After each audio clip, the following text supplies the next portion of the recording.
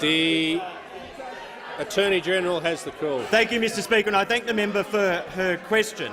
And in fact, Mr Speaker, the best way to explain the recent High Court decision is to simply read directly what they said. At paragraph 21, the principal submission of the Commonwealth Attorney-General is that it is not enough for a candidate merely to have taken reasonable steps to renounce. And then at paragraph 22, the Attorney-General's primary submission is clearly correct.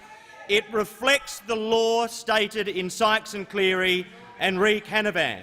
Mr Speaker, the court was at pains to set out that this was not a new test, that it reflected the test previously set out in the 1992 precedent, and 10 times in the judgment the court explains how the Gallagher decision applies the same test as was set out only last year in the Canavan decision.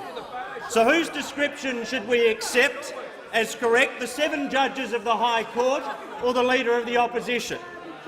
And sadly, Mr Speaker, the Opposition Leader's track record of being straight and correct on the citizenship issue is not very impressive.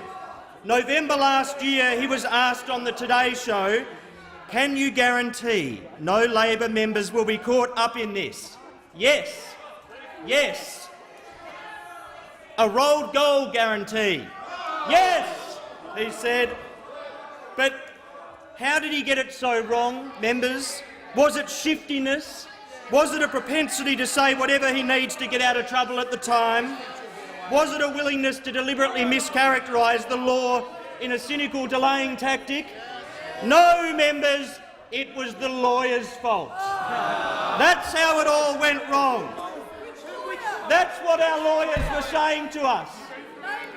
We followed the legal advice. And what we all want to know, Leader of the Opposition, is who was this team of crack counsel who were giving this remarkable legal advice? These legal Avengers, these legal eagles, who were they? Was the Shadow Attorney-General part of the crack team? I'm beginning to suspect not, because when the pivotal press conference happened, he was spookily absent or present with his invisibility coat on. So who were they? Who were the lawyers that actually read the Canavan decision and then provided advice to the Leader of the Opposition that she was a rolled gold sure thing to be found eligible? We need to know. It is now a matter of consumer protection, Mr Speaker. Our constituents need to know who not to go to for legal advice in the future. You can't trust him on the law, you can't trust him on the economy, you can't trust him on the budget. It is shifty, shifty, shifty.